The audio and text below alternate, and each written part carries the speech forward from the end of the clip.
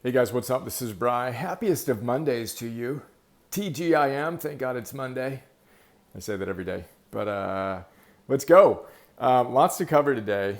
We've got the Aura score. I ran a little test on an ice bath I'm going to report in on. Drop the heart rate, increase the heart rate variability. We'll talk some details on that. It's confounded because I also ate earlier. But I also want to talk about my top 3 favorite teachers of all time. I just recorded a separate video on that this morning as I was preparing for my top 3 books of all time. And we're going to do a series we mentioned yesterday, 33 of the most important aspects we want to optimize of our lives. From habits, ancient wisdom, well then some topic areas. Ancient wisdom, modern science, nutrition, fitness, sleeping, breathing, focusing, celebrating. I started preparing those videos today, and I'm going to film those, or at least some of them today. I also want to talk briefly about Bullies. Emerson went to school yesterday, had a great time, the nature school. He didn't make a knife, by the way. He learned knife skills.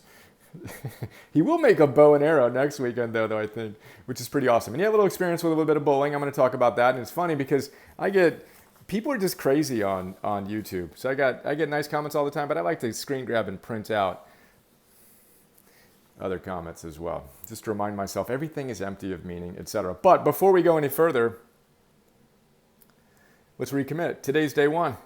I, Brian Johnson, hereby commit to being my optimist best self in service to you and my family and the world today. Declaration. We got to make it every day. All right, where'd you go? We'll go to Aura. 1, 2, 3. Yesterday, my number 1 goal is to increase my heart rate variability, as you may recall, if you were following along, because it's been a little lower than I like. 57, my resting heart rate was 45, which is high for me. Day before that, heart rate variability was 58, which is low for me. It was 48. The day before that, intense week, 56, 42. Wow, it was really low. So I got some heart rate variability debt to pay back. There we go, 90. But I got to go all the way back a week to be at 90. So I got some debt to pay back, all good. Prioritize your recovery, right? We talk about this all the time. So yesterday I did a number of things. I did everything I said I would do, which is eat early. My last meal was at 1, which is always a driving factor. I almost fasted yesterday, and I think I will do a fast test for us perhaps next weekend, where we can see what happens if I take the day off of eating completely. Interesting, right? I'm interested to see what this will report. Alexandra's done it, and her heart rate dropped and heart rate variability soared as a practice. Very interesting, right? Anyway, so I ate early, but I also did an ice bath experiment, which was fun. 3 minutes. It wasn't as cold as it could have been, but it was astonishing because afterwards I did my little oximeter thing, right?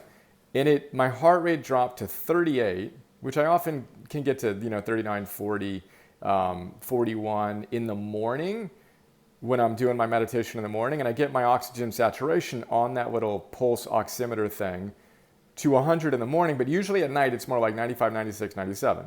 It was at 38, 100 after I did the ice bath, which again is like crazy. It was like almost funny.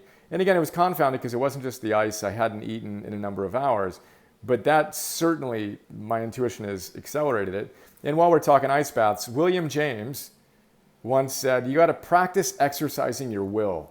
At least once a day, do something you don't want to do, simply so you have the ability to do what needs to get done when it needs to get done. Practice your will on a daily basis. And then before I forget, we'll do a quick little check-in on my step count. So I'm playing the game of walking at least 100,000 steps a week. And as it turns out, that's almost exactly what it takes to get 100,000 steps a week. 14,585 steps running total average, over the last week. It's lower than it actually is because I haven't walked anything yet today because it's still early. But anyway, I'm playing the 100,000 steps a day game.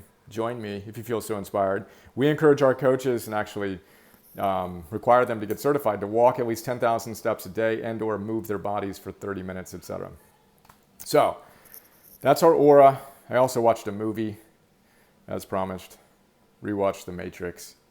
Fascinating to watch it with a little deeper philosophical lens and watch it through those eyes rather than just to be entertained. Now, my readiness is only 84 because I'm paying back the heart rate variability balance debt. That's fine. But I'm thrilled to see the resting heart rate come down to 41. The sleep score was pretty good. 86, interrupted, hour and 40 minutes of deep, only an hour of REM, whatever. Interrupted, Emerson may have gotten some poison oak or something. So Mom and Emerson were having a conversation in the middle of the night. There we go.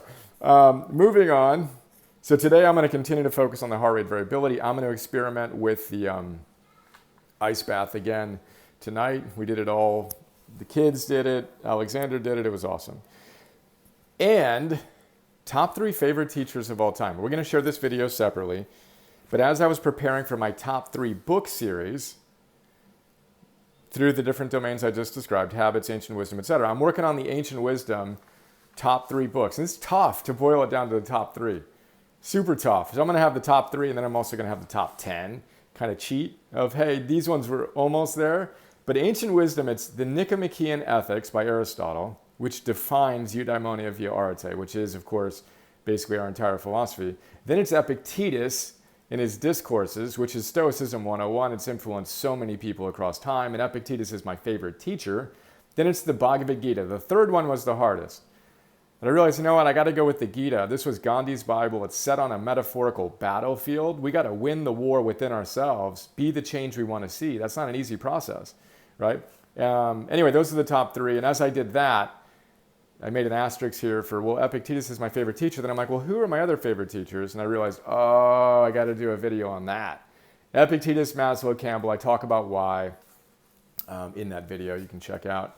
Super excited to share the top 3 videos on those books soon. And then the final thought is on the bullies, right? So Emerson got made fun of by some kids who are a little older. He's a super social guy, loves to make new friends and play games and stuff. And these kids were just too cool for school. He's gotten picked on a little bit maybe at the park, but this first time he's like, kind of emotionally moved him. So we had a great chat today. I'm going to get Jocko Willink's book on bullying that Cal Newport and I talked about recently. But I told him about, I get nice comments. I've got my stack of nice comments, but I get at least as many people that are just, as Brene Brown would say, via her friend, just jackasses and just trolls. Like, who says this? Who comes to the site and says what this guy does? Thank you, David. He has his own name on this, and he says this. Seriously, if you're not going to do research and put a video forward to the public, you are actually trying to control them, not give them correct knowledge. And then the other half of your video is you selling your own product. Get expletive that starts with an F. Get effed and do your homework. Optimize with Brain Johnson. Can't even spell my name right when he's criticizing me. So I used to get triggered by this, and I used to not want to put my work out because of people like this. And this happens every single day, right? But then right underneath that, I've got somebody, thank you, Vagabonding Expat, who tells me my 2 favorite thought leaders who I read every day, Brian and Ryan. And he spells my name right. Congratulations. Nice. Starting to believe that Austin, Texas is the new Athens. Reading this book now, looking forward to the last 16 pages. These literally were like back-to-back comments in YouTube. And I like to save some of the mean posts or just ridiculous posts to remind myself that everything is empty of meaning. And what someone says about us, and this is what we shared with Emerson, says more about them than it does about us. And we need to create a separation and really have a deep sense of self and know that, what, David, God bless you. I'm sorry you're having a rough day and that you think this public forum is the context in which you should express this. And there's a level of obviously annoyance and frustration, but there's also underneath it a level of compassion of, wow, really? And then also longer chat on controlling our digital inputs. Our world is unhealthy. That this is something that would be appropriate to put on a public forum. And again, this is a minor, modest take on what's going on all day, every day on YouTube and Twitter and Facebook. It's toxic.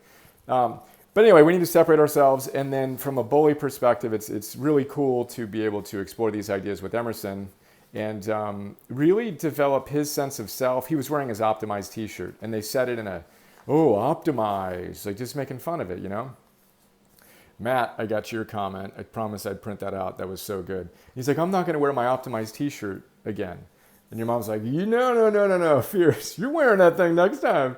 If you were wearing, I told him, if you're wearing a Patagonia shirt, Patagonia, you're wearing your Spartan shirt that Joe DeSena gave you. Oh, Spartan, like whatever. These kids are just going to do what they're going to do. We're not going to change who we are to make other people feel more comfortable, blah, blah, blah. And of course, longer chat, etc. But wanted to share that. Let's do this today. Journaling from this morning. That's what it looks like on a Monday morning here. Soul force, let's go build it. Energy times focus on what's important right now consistently. I'll say one more thing. Jeffrey Schwartz, the guy who literally coined the phrase self-directed neuroplasticity, he and I were on an interview together with James Pawelski, who runs the Masters of Applied Positive Psychology program at Penn. We were talking about a number of things, and it was so fun to have that interaction. I got to put a link to it. But one of the things was consistency, that if you want to rewire your brain, do it consistently. Right? And I went off on it. And then James said, well, what do you think about what Brian just said? And Jeffrey was awesome. He's like, yes, show up. Just do a little bit day in and day out. And you can change your brain radically. And of course, by extension, become the version of yourself that you want to become. So let's recommit to our virtues. Let's recommit to our big three identities. When, as always, today. Look forward to sharing more soon. See you.